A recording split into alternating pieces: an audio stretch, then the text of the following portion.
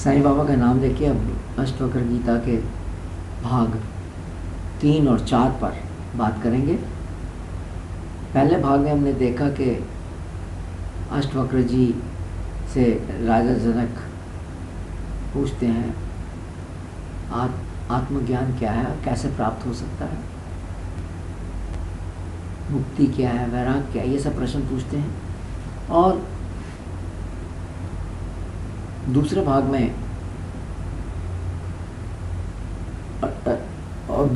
वो कहते हैं कि आपका ज्ञान सुनकर मेरे को बोध हो गया है। जब राजा जनक बताते हैं कि उनको बोध हो गया तो अष्टवक्र जी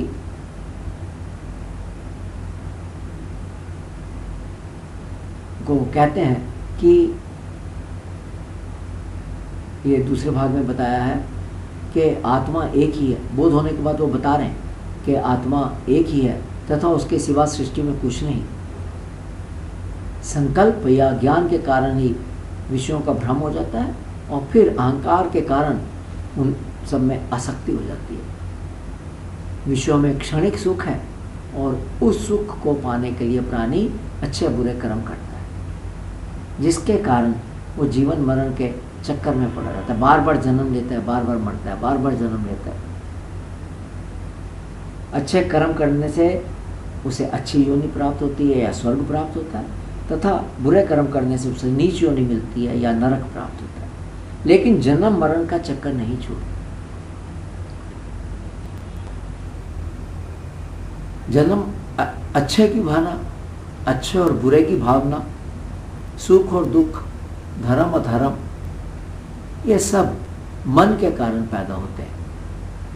ये राजा जनक बता रहे हैं ज्ञान प्राप्ति के बाद कि अच्छा बुरा, धर्म अधर्म, ये सब सुख दुख ये मन के कारण पैदा होते हैं और अहंकार के कारण ये सब अपना प्रभाव दिखाते हैं।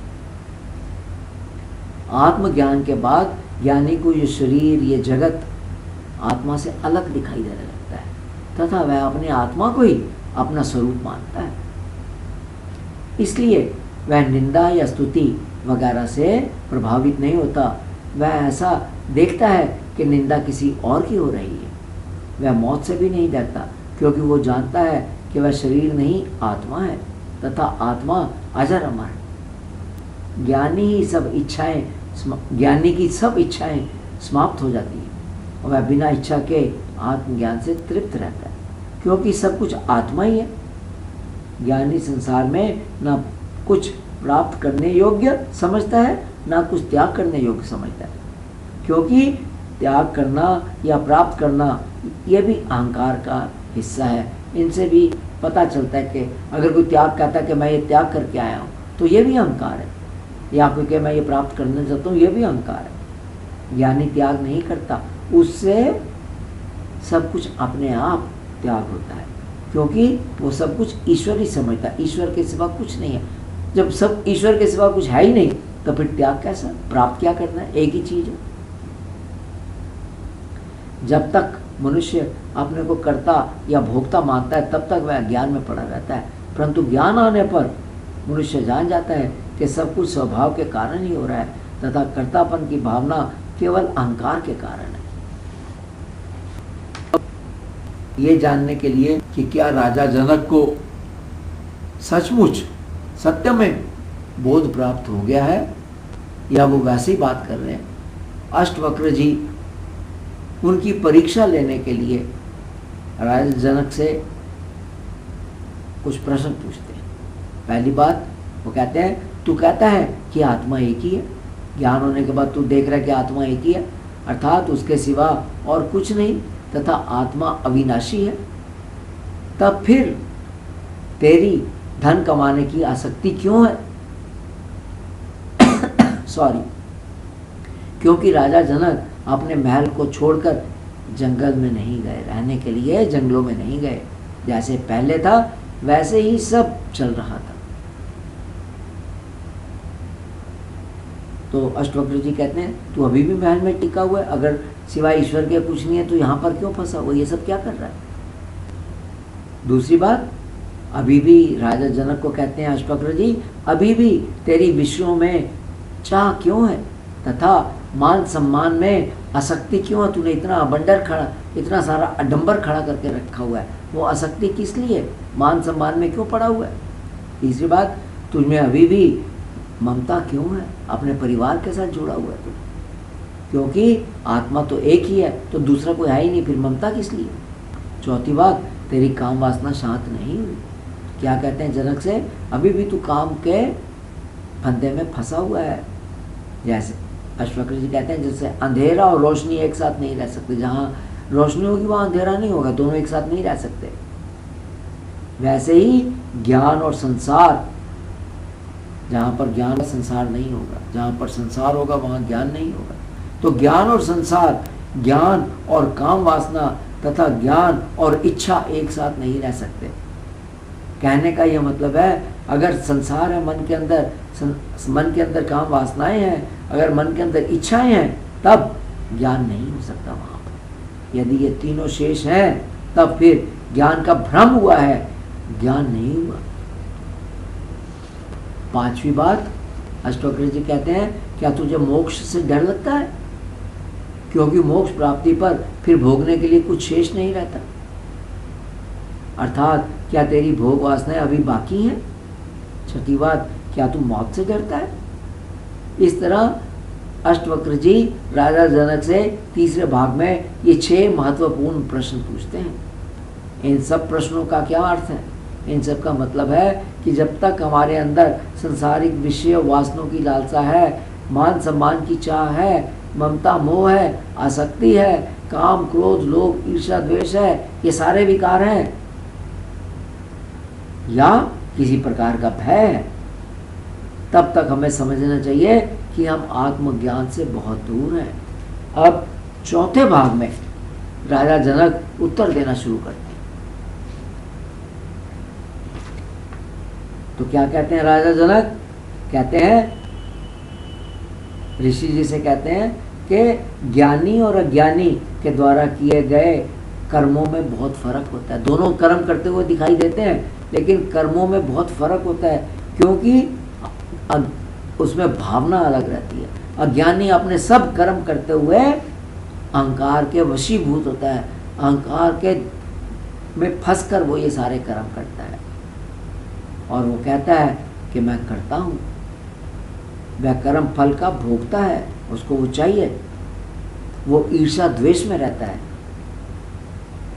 परंतु जो ज्ञानी है वो कर्मों का साक्षी हो जाता है। वह सब कर्म आत्म स्वभाव से करता है, उसमें कर्म फल की इच्छा नहीं होती, वह निष्काम कर्म करता है। वह जानता है सारी सृष्टि ईश्वर के बनाए हुए नियमों से ही चल रही है, वह तो एक निमित्त मात्र है। ये है सबसे बड़ी बात, हम केवल एक निमित्त मात्र हैं। सृष्टि अपने आप चल रही है, सब कुछ हो रहा है।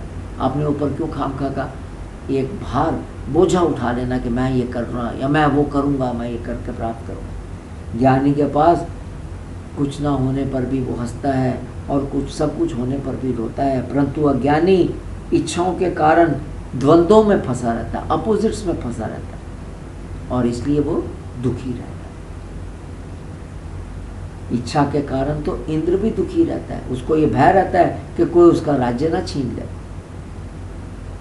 राजा जनक कहते हैं, लेकिन मैं तो अब द्वंद्वातीत हो गया हूँ, अपोजिट से उठ गया हूँ, अच्छे बुरे का मेरे को भान नहीं, कोई मेरा मान करे सम्मान करे मेरे को फर्क नहीं पड़ता। कुछ पाकर भी मुझे खुशी नहीं, कुछ खोकर भी मुझे गम नहीं। तीसरी बात कहते हैं, जब तक मनुष्य के मन के अंदर इच्छाएं रहती हैं, तब तक वह पाप और पुण्य का भागी होता है, क्योंकि वह कर्म इच्छा पूर्ति के लिए करता है। कोई भी हमारी इच्छा है, वो इच्छा पूर्ति के लिए हम कर्म करेंगे, अर्थात फल की प्राप्ति के लिए कर्म करेंगे। जैसे आपकी इच्छा बाज़ार में जाकर कुछ मिठाई खाने की है, तब आप बाज़ार में जाते हैं मिठाई खाने के लिए, इच्छा पूर्ति करने के लिए जाते हैं। वहाँ फल की आशा कि हमें वो मिठाई मिलेगी, नहीं मिलने पर हमें दुख होता है कि खाम का इतनी दूर आ गए, आज तो दुकान बंद है। तो वो कहता है वो सब कर्म जो अज्ञानी है इच्छा पूर्ति के लिए अर्थात फल प्राप्ति के लिए कर्म करता है, इसलिए उसमें कर्तापन का अहंकार होता है। परंतु असल में ये पाप और पुण्य केवल एक धारणा या भावना ही है, ये शारीरिक नहीं है, ये मन की भावना है। पाप और पुण्य शारीरिक नहीं है, ये मानसिक है। और इसका कारण भी अहंकार है। अहंकार के नाश के बाद ज्ञानी का कर्तापन समाप्त हो जाता है। इसको नीचे अभी और एक्सप्लेन करेंगे कि ये कैसे अहंकारवश पाप और पुण्य बनता है। तो कर्तापन समाप्त हो जाता है, उसके साथ पाप पुण्य की भावना भी समाप्त हो जाती है। जब कर्तापन समाप्त होगा तो ये भावना पाप और पुण्य की ये भी समाप्त हो जाती है। महल में रहो या संसार में रहो, कुछ फर्क नहीं पड़ता। ज्ञानी केवल संसारिक जैसा दिखता है, परंतु होता उससे बिल्कुल अलग है। जिस महात्मा ने इस जगत को आत्मा की तरह जान लिया, ऐसा व्यक्ति ईश्वरीय नियमों के अनुसार व्यवहार करता है। अहंकार तो निकल गया, जैसे आत्मा का स्वभाव है वैसे कर्म होगा। उसके कार्य उसके विवेक पर आधारित होते हैं। वह मन, बुद्धि, अहंकार या शरीर की इच्छा अनुसार नहीं चलता।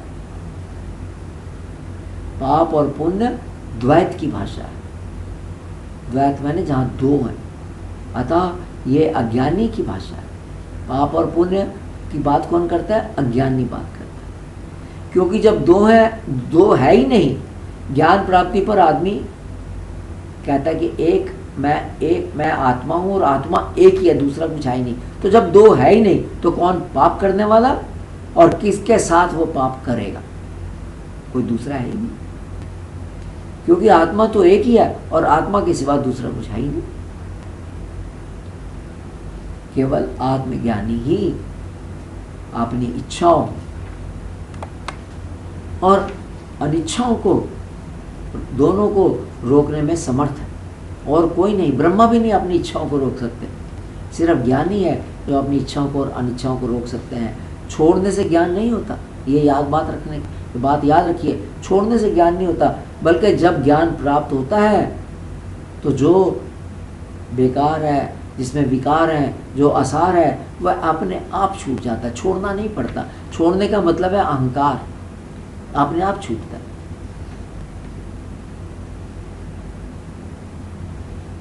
राजा जनक कहते हैं को विरला ही मानता है आत्मा एक है तथा सृष्टि उसी का फैलाव है, और वही ज्ञानी है। वह जिसे करने योग्य मानता है वही करता है। उसे कोई भय नहीं, उसे मृत्यु का भी भय नहीं, क्योंकि वह मन और अहंकार से ऊपर उठ चुका है। अहंकार ही भय का कारण है। जैसे हम एग्जाम्पल है, उदाहरण है, ये हम कहते हैं ये बिजनेस मेरा है, कहीं इसमें घाटा ना हो जाए, हानि ना हो जाए, तो ये अहंकार हो गया, ये बिजनेस मेरा है। या मेरी को बेइज्जती ना कर दे, मान सम्मान की इच्छा, अहंकार, मैं हूँ, मेरी बेइज्जती नहीं होनी चाहिए। तो ये सब अहंकार वश है। और अगर अहंकार निकल गया तो न मान, न सम्मान, न हानि, न लाभ, न जीवन, न कुछ है ही नहीं। अब जनक के ये उत्तर सुनकर राजा जनक अष्टवक्र जी को एतबार हो गया कि राजा जनक को आत्मज्ञान हो गया है, सारी बातें इसने ठीक बताई हैं। तो अब वो उसको मोक्ष का उपदेश देते हैं, जिसे हम अगले भाग में करेंगे।